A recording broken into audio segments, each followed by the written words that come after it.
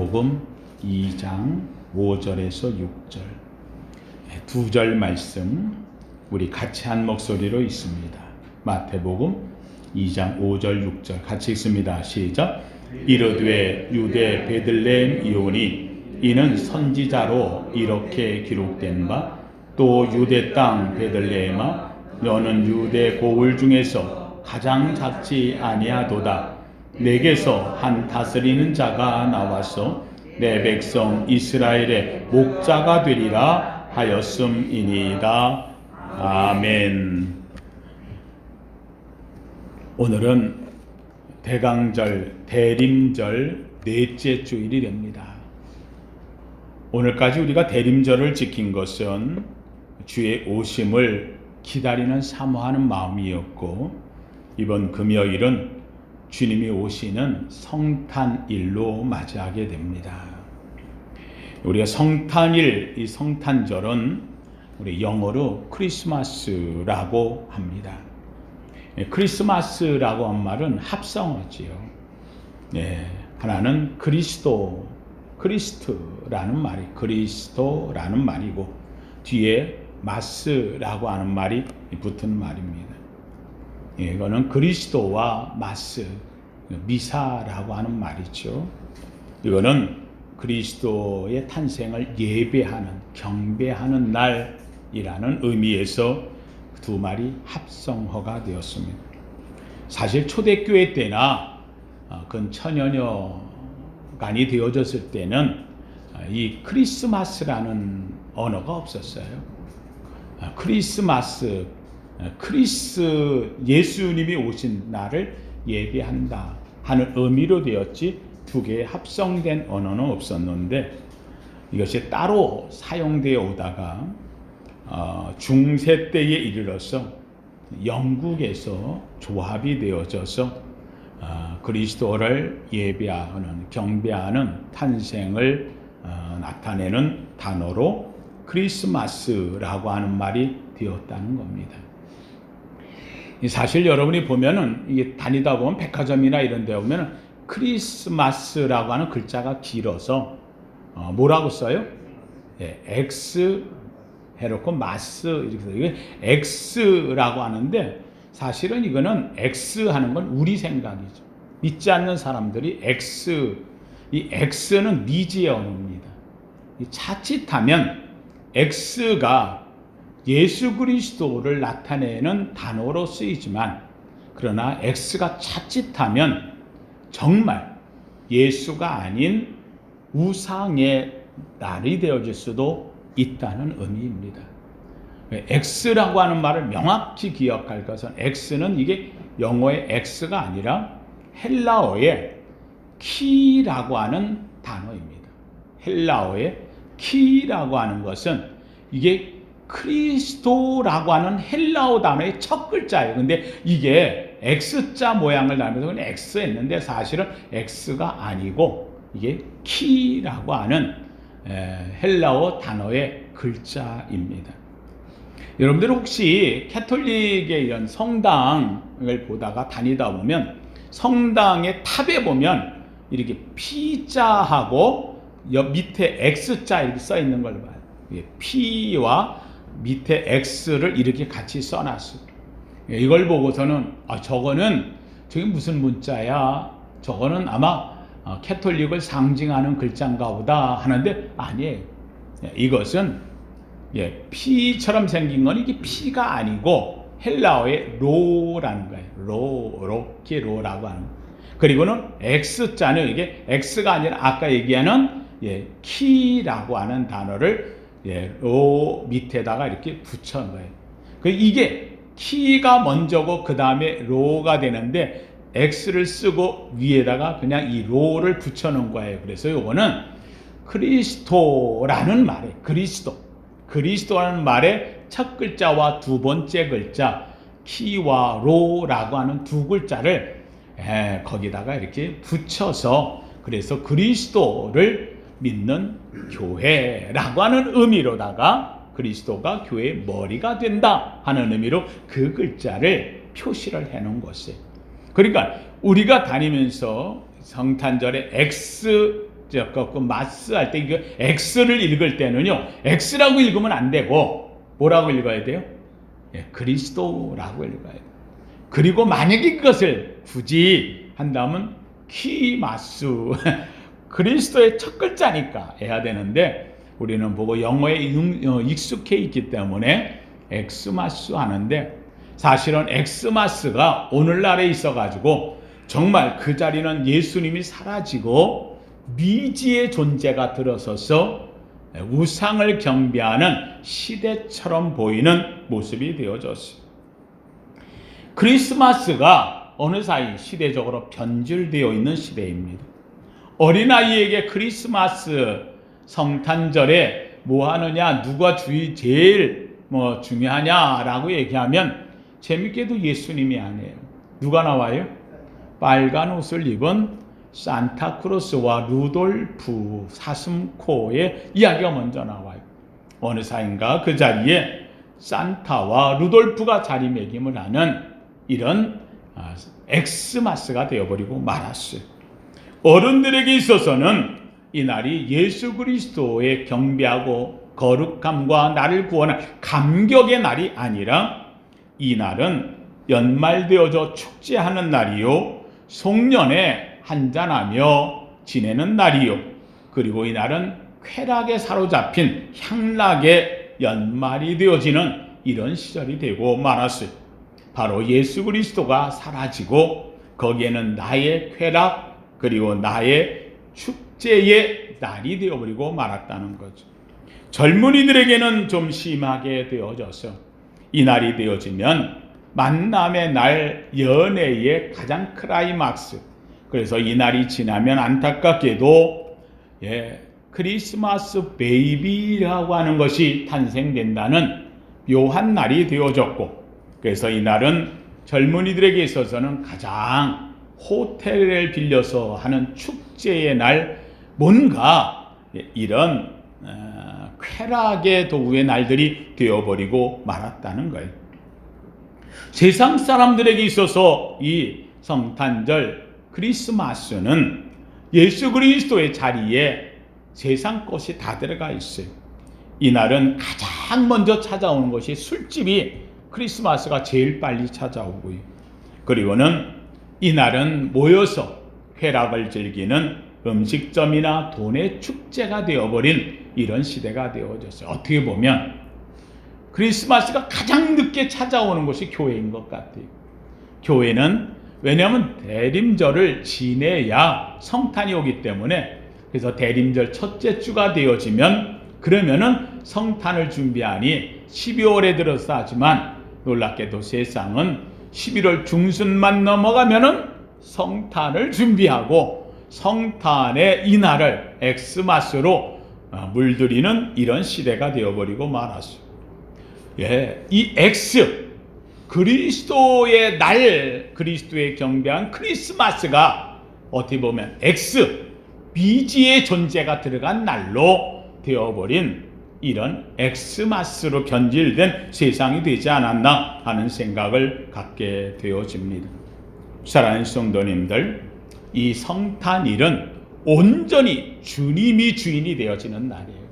이 주님이 중심이 된 복된 우리 성도들의 삶이 되기를 주님의 이름으로 축원합니다.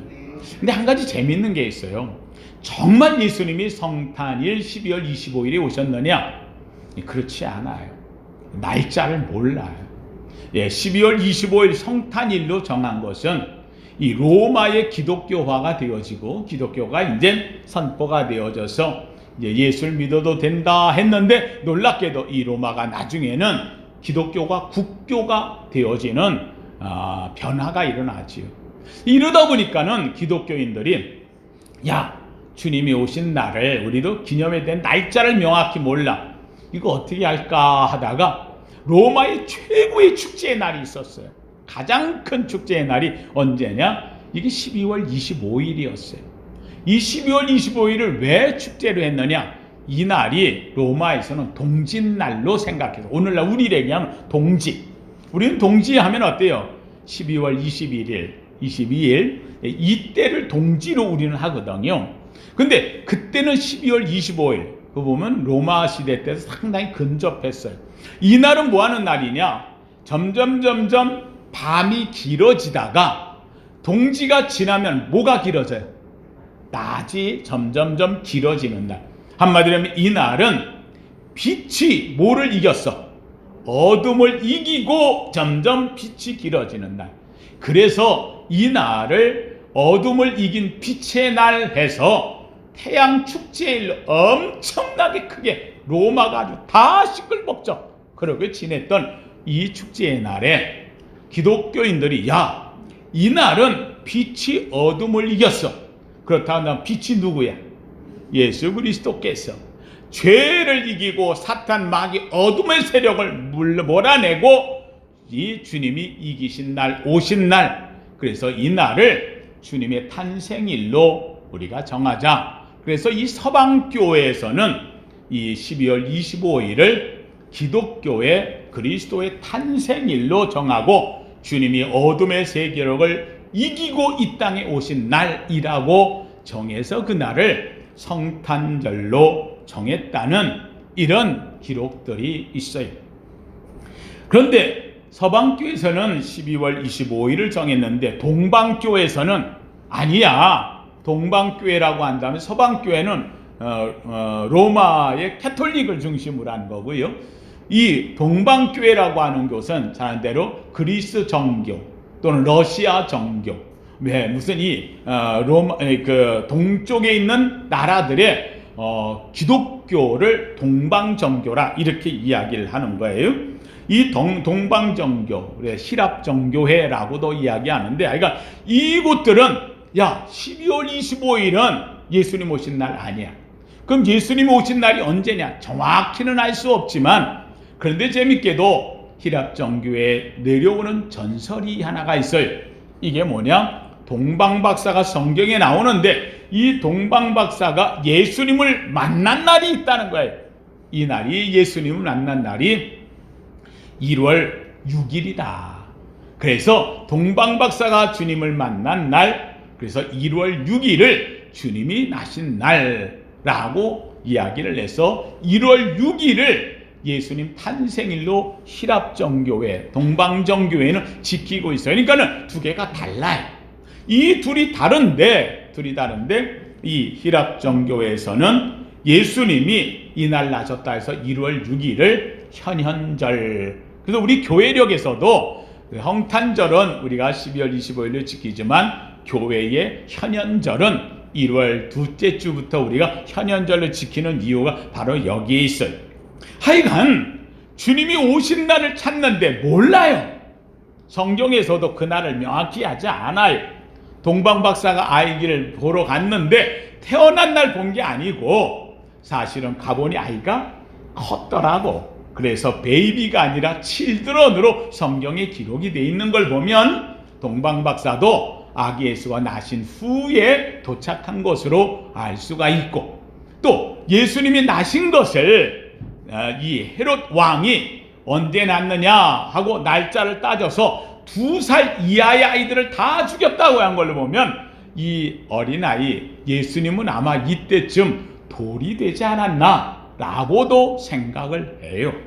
하여간 이거는 우리가 정확하게 예수님이 이 땅에 오신 게 언제입니까 하고 묻는 것은 여러분의 평생의 숙제를 갖고 있다가 어디 가서 전국 가서 참 물어볼 거 많아요. 그죠?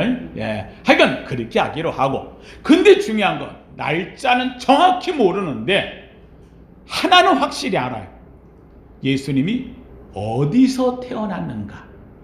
태어난 장소는 알아요. 성경에 분명히 명확하게 얘기했어요. 예수님이 어디서 태어났다? 베들레헴. 오늘 본문에서도 이야기하는데 미가 선지자가 유대 땅 베들레헴 에브라다야 하고 이야기를 해요. 그 당시에 베들레헴이 여러 곳이에요. 베들레헴이 많아요. 우리나라에도 보면은 왜 여러 곳 많은 데가 있잖아요. 그렇죠? 이름들이 여러 곳이 있어요. 그래서 베들레헴이 여러 곳이기 때문에 그 많은 베들레헴 중에 예수님이 나는 곳이 어디냐? 거기다가 에브라다라고 불리는 베들레헴 하고 명확히 해놨어요. 그러니까 예수님이 오실 것은 정해져 있어요. 그러다 보니까는 이 동방 박사들이 와서 예수님이 어디 나셨느냐고 물을 때에 이 대제사장들 서기관들이 나와서 단번에 이야기를 해요. 왜요? 명확하다는 거예요. 예, 베들레헴 에브라다라고 성경에 기록되어 있습니다. 한 가지 여기서 우리가 기억할 게 있어요. 여러분, 이 대제사장과 서기관들이 예수님 나신 곳을 안다 모른다? 알았어요. 중요한 게 있어요. 갔다 안 갔다? 안 갔어요. 사랑하는 성도님들, 오늘 우리가 살면서 가장 중요한 것, 성경은 지식이 아니에요. 성경의 말씀을 삼고 그 말씀대로 살기를 주의 이름으로 축원합니다. 그래서 하나님의 말씀은 삶이어야 되는 거예요. 오늘 우리가 알면서 예배가 중요하다는 거 알면서도 이런저런 핑계를 대서 예배보다 중요하고 예배보다 급한 게 다른 것이 있다면 그것은 하나님의 말씀을 잡고 사는 사람이 아니에요. 이 대제사장과 서기관들은 예수님이 나섰다고 하는데도 불구하고 그것도 단번에 베들레헴이라고 아는데 가서 경배하지 않아요. 찾아가지 않았다는 사실은 오늘 신앙생활하는 우리에게 굉장히 중요한 의미를 가르쳐준다고 볼 수 있어요. 그러면 예수님께서 오신 이 베들레헴은 왜 베들레헴일까? 예수님이 오실 것이 많은데, 그렇잖아요. 헤롯 궁전이 있었고 예루살렘 성전일 수도 있고 그렇잖아요. 엄청나게 많은데 왜 예수님은 베들레헴에서 나셨을까? 여기에는 중요한 의미가 몇 가지 있어요. 첫째는 함께 따라합시다. 베들레헴은 약속하신 곳입니다. 제가 우리 성도님들 얘기해요. 성경은 무슨 책? 약속의 책. 저와 여러분이 믿는 믿음은 뭘 믿는가? 약속을 믿는가? 성경은 언약이고 약속이에요. 하나님의 말씀은 약속이고 언약이에요. 오늘 저와 여러분이 갖는 믿음은 약속이 있고 이 언약이 있어서 우리의 믿음이 효과가 있고 믿음의 역사가 일어나는 거예요. 오늘 이 베들레헴의 가장 중요한 것은 뭐냐? 바로 이것이 약속이라는 거예요. 하나님이 약속한 곳에 이루어진다는 거예요. 이 약속한 것은 하나님의 섭리로 이루어지는 거예요. 여러분 한번 보세요. 사실 예수님의 어머니는 마리아고 그리고 예수님의 아버지는 요셉이에요. 요셉은 사실은 친아버지가 아니에요. 요셉은 성령으로 잉태했는데 하나님의 음성을 듣고 그 아이를 자기의 자녀로 삼고 또 이 마리아는 요셉의 아이가 아닌데 하나님의 음성을 듣고 주의 말씀대로 이루어지다 순종해서 자기 배에 이 예수 그리스도를 잘 자라. 그래서 이 둘은 예수 그리스도의 어머니요 아버지가 된 존재예요. 그런데 이 집이 가난했어요. 살면서 부유하지 못했어요. 그들이 살던 곳은 갈릴리였어요. 갈릴리 지역에서 살고 있다가 거기서 그냥 살면 되는데 배는 불렀는데 놀랍게도 이 베들레헴으로 내려가지 않으면 안 되는 거예요. 왜요? 그 당시 때 로마 황제 아우구스토가 자기가 다스리는 모든 식민지 국가에다가 명을 내려서 너희들이 자기 고향으로 내려가 거기에서 오적을 해라. 왜요? 인구조사를 위해서. 안 내려가면은 죽는 거예요. 왕의 명령에. 그래서 그들이 세상에 갈릴리에서 저 베들레헴까지 없는데 그거를 배는 불렀는데 거기까지 어쩔 수 없이 가게 되어지는 거예요. 생활은 어려웠어요. 원정 출산할 형편도 안 되는 사람이에요. 집은 갈릴리인데 거기까지 내려가야 돼요. 생활이 가난했던 사람들이에요. 그런데 거기까지 가서 어쩔 수 없이 해피렘 갔는데 또 산딸이에요. 또 배가 아파와요. 결국은 집을 찾다가 가난하니까 이게 사관에 들어갈 곳이 없었다 그랬어요. 결국은 겨우 주인한테 얘기해서 마구간이라도 좋으니 그 추운 때에 거기에 마구간에 들어가서 거기에서 구유를 비우고 지푸라기를 올리고 가지고 있던 옷 포대로 아이를 씌워서 낳을 수밖에 없는 해산의 아픔을 겪은 자리가 바로 여기에 이 베들레헴 마구간에서 예수 그리스도가 나왔습니다. 여러분, 이게 무슨 말씀이에요? 거기를 가게 만들었어요. 거기서 나게 만들었어요. 이거는 하나님의 역사예요.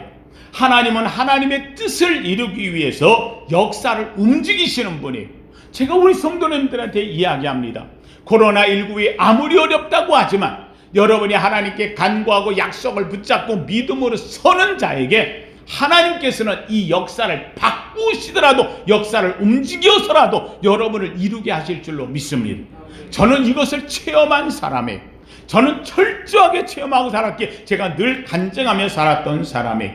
사랑하는 성도님들, 당시에는 이들이 사는 시대는 로마의 속국이었어요. 그런데 가이사 황제가 천하로 내려가 호적하라고 했을 때 그들은 어쩔 수 없이 자기 고향으로 내려가요. 거기서 아이를 낳아요. 놀랍게도 그 아이가 만약에 갈릴리에서 났으면 예수가 아닌 거예요. 헤롯 왕이 있는 예루살렘에서 났다면 예수님이 아닌 거예요. 아무리 어떻다지라도 어디 가서 나야? 베들레헴에. 왜요? 성경에 약속된 베들레헴 에브라다라고 얘기했으니까. 그래서 그곳에 가서 이 예수님은 나시게 된 거예요. 우리 주님은 바로 역사의 주관자가 되는 거예요. 주의 뜻을 이루고 역사를 만들어 가시는 거예요. 사랑하는 성도님들, 바로 왜 그 베들레헴까지 가고 그 고생을 하고 힘들고 거기까지 내려가게 역사를 바꾸고 아우구스토를 바꾸고 로마를 움직여서 왜 거기까지 가게 했느냐? 이유는 딱 한 가지예요. 한번 따라 합시다. 하나님의 약속이 이루어져야 합니다. 할렐루야. 성경에는 하나님의 약속이 수만 가지가 그 속에 다 이루어져야 예수 그리스도가 될 수 있다는 거예요. 왜 그러면 베들레헴이냐? 이 베들레헴은 작은 곳에, 여러분 성경이 뭐라고 해요? 이 말씀을 하면서 베들레헴 에브라다야, 너는 작은 곳일지라도, 사람이 모르는 곳에, 알아주지 않는 곳에, 그 시대의 최고의 것은 예루살렘이고 유명한 곳이 따로 있어요. 그런데 재밌게도 베들레헴 에브라다, 이것은 가장 작은 마을. 그런데 이곳에서 내게서 나를 다스릴 자가 나올 것이라고 성경은 이야기를 하고 있어요. 베들레헴이 어떤 곳입니까? 베들레헴이란 이름 자체가 떡집이라는 말이에요. 에브라다라고 하는 말 자체는요, 열매가 풍요하다 하는 뜻이에요. 다시 한번 떡집은 떡이 많은 것이고, 이 에브라다는 열매가 풍성한 것이고, 다시 하면 하나님의 생명의 떡이 되신 예수 그리스도께서 오셔서 열매로 풍성하게 맺는 땅이라는 의미의 바로 베들레헴 에브라다라고 표현을 하고 있다는 거예요. 여러분, 이 베들레헴은 그럼 어떤 곳이기에 이렇게 하나님이 이곳을 약속의 땅으로 해놓았을까요? 라는 성도는 이 베들레헴은 아주 중요한 신앙의 터전이 되는 곳이에요. 첫째는 여러분, 룻이 이곳에 와서 보아스를 만난 곳이에요. 잘 알지만 룻이 누구예요? 저주받은 여인이에요. 모압 여인이에요. 가장 저주받은 이 여인이 놀랍게도 모압 땅을 떠나서 어디로 가요? 이스라엘 땅, 구원의 땅으로 가요. 그것도 베들레헴으로 가는 거예요. 그 베들레헴에 가가지고 가장 믿음이 좋았던 보아스를 만나는 거예요. 그것도 나옴이라고 하는 시어머니를 잘 섬겨서, 그래가지고는 이 룻이 바로 보아스를 만나는 거예요. 한마디로 하면 이곳은 보아스를 만난, 다시 하면 가장 저주받은 존재가 가장 축복된 사람을 만나는 자리. 저와 여러분은 죄인된 우리의 모습이 가장 저주받은 인생이 예수 그리스도를 만나 가장 축복된 인생으로 바뀐 줄로 믿습니다.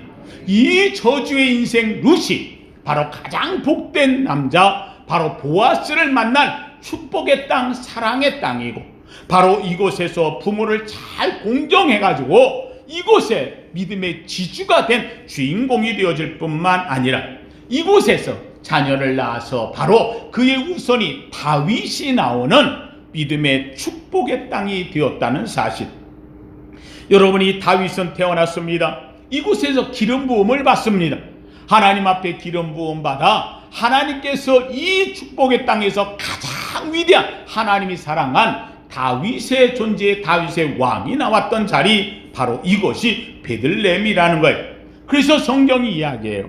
내가 유다 족속 중에 가장 작을지라도 작은 거예요. 보잘것없는 거예요. 그런데 거기에는 하나님의 약속이 있어요. 하나님의 신앙의 터전이 있어요. 하나님의 구원의 역사가 있어요. 부모에 대한 공경이 그 속에 들어있어요. 하나님의 기름 부음 받은 다윗의 역사가 있어요. 그곳에서 하나님의 왕의 존재가 태어난 곳에 바로 그것이 베들레헴이라는 거예요. 예수님 바로 이곳으로 온 거예요. 가장 작지만 큰 축복이 있는 곳. 사랑하는 예수님이 오시면서 위대한 곳 올 수 있어요. 왕궁에 올 수 있어요. 귀족의 집에 올 수 있어요. 그런데 아니에요. 주님이 오신 곳은 낮은 곳에 왔어요. 마곡간에 왔어요. 작은 곳에 왔어요. 비천한 곳에 왔어요. 그런데 예수님은 위대한 분이에요. 여러분, 여기 중요한 게 있어요. 저는 우리 성도님들이 신앙생활 때에 내가 가진 건 아무것도 없어도 괜찮아요. 내 삶 속에 예수 그리스도를 만나면 이보다 큰 축복이 없어요. 믿으시면 아멘. 제 일생에 제가 하나님 앞에 가장 큰 축복이 있다면 전 주님 만난 거예요. 왜냐? 주님 만나면 나 없는 것 주님이 채우시면 돼요. 미련한 것 주님이 지혜롭게 해주시면 돼요.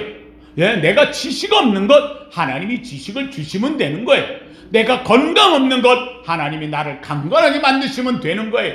내가 앞길 막은 것 하나님이 열어주시면 되는 거예요. 내 삶의 나머지는 채우시면 되는 거예요. 내가 하나님을 만나면 나머지는 이루어지는 거예요. 바로 이 베들레헴은 그런 곳이에요. 작은 곳, 없는 것, 비천한 것, 부족한 것, 마국간, 내리막. 그러나 주님이 그를 높이사 모든 인류로 그의 그의 앞에 무릎 꿇게 하셨느니라. 사랑하는 성도님들, 바로 여기에 하나님의 약속이 있는 거예요. 하나님의 약속하심이 이루어진 그 땅. 오늘 저와 여러분에게도 예수 그리스도의 오심은 이 약속이 살아있다는 거예요. 오늘도 이 약속이 여러분에게 이루어지기를 주님의 이름으로 축원합니다. 약속을 붙잡는 자에게 주님은 그 약속을 이루어 주시는 거예요. 제가 늘 얘기해요. 매번마다 얘기해요. 일생을 살아면서 얘기해요. 왜요? 하나님의 약속은 살아있어요. 또 여호와를 기뻐하라. 저가 내 마음의 소원을 이루어 주시리로다. 저를 의지하면 저가 이루시고 내 의를 빛같이 나타내시며 내 공의를 정오에 빛같이 하시리로다. 이 말씀을 믿었더니 비천한 저를 오늘 이 자리에까지 하나님이 쓰게 하신 줄로 믿습니다. 하나님은 약속을 이루어 가시는 분이에요. 사랑하는 성도님들, 그럼 이 베들레헴이 오늘은 어디일까요? 유대 땅 베들레헴일까요? 아니, 오늘 베들레헴의 자리는 오늘 바로 가장 낮은 자리, 가장 비천한 자리, 가장 부족한 자리. 그럼에도 불구하고 주님이 오실 자리에, 사랑하는 성도님들, 오늘 사도 바울은 우리에게 이렇게 얘기해요. 너희의 몸이 하나님의 거룩한 성전임을 알지 못하느냐. 오늘 주님이 오실 자리는 저와 여러분의 성전된 자리에 주님이 오실 줄로 믿습니다. 오늘 우리와 저와 여러분이 바로 이 베들레헴이 되어야 되는 거예요. 내가 낮아져요. 주님만 기다려요. 약속을 붙잡아요. 믿음의 확신을 가져요. 다윗처럼 주님을 사랑해요. 바로 이 자리가 바로 룻이 있었던 자리, 나 같은 비천한 자를 사랑하지는 주님을 기다리는 자리. 주 예수여, 내게 오시옵소서. 마라나타, 내가 사모하는 이 자리, 약속의 자리, 이곳에 주님은 오셔요. 이것을 우리는 뭐라고 이야기하느냐? 성육신이라 얘기해요. 인카네이션, 안으로 주님이 들어오셨다는 거예요. 나같이 비천한 베들레헴 같은 자리에 주님이 들어와 계시는 거예요. 사랑하는 성도님들, 주님은 우리를 구원하고 축복하시고자 베들레헴에 오셨고 십자가에 죽으셨듯이 오늘도 주님은 우리를 낮은 자를 찾아오셔요. 저와 여러분 속에 들어오셔요. 내 안에 인카네이션 되셔요. 저는 원합니다. 저는 우리 성도님들이 코로나19에 어렵다고 하지만 아니에요. 이 코로나19의 가장 어려운 때라 할지라도 주님은 축복할 자를 찾으셔요. 베푸실 자를 찾으셔요. 누구를? 기다리는 자를, 약속을 붙잡는 자를, 약속의 믿음을 더하는 자를, 그리고 하나님의 기름 부음을 확신하는 자를 주님은 찾고 계시는 거예요. 사랑하는 성도님들, 오늘 이 성탄을 맞이하며 대림절 넷째 주일, 저는 우리 성도님들이 이 약속 붙잡기를 주의 이름으로 축원합니다. 그리고 이 약속에 대한 믿음을 분명히 하기를 주님의 이름으로 축원합니다. 그리고는 주 앞에서 주여, 나는 비천합니다. 나는 낮아집니다. 나는 마구간 같은 존재입니다. 낮아지고 또 낮아지는 것 주님이 얘기합니다. 내가 낮아지 않으면 결단코 천국에 들어가지 못하리라.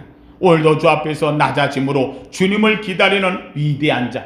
그래서 내가 동방에서부터 별 하나만 보고 낮아지고 또 낮아지며 고생하며 힘든 길을 찾아 주 앞에 황금과 유향과 몰약을 드리며 순종했던 동방박사처럼 주님을 내 안에 모시고 주 앞에 가장 귀한 것으로 드릴 줄 아는 아름다운 성탄이요 아름다운 성도요 여러분이 베들레헴의 축복된 자리 되시기를 예수 이름으로 축원합니다.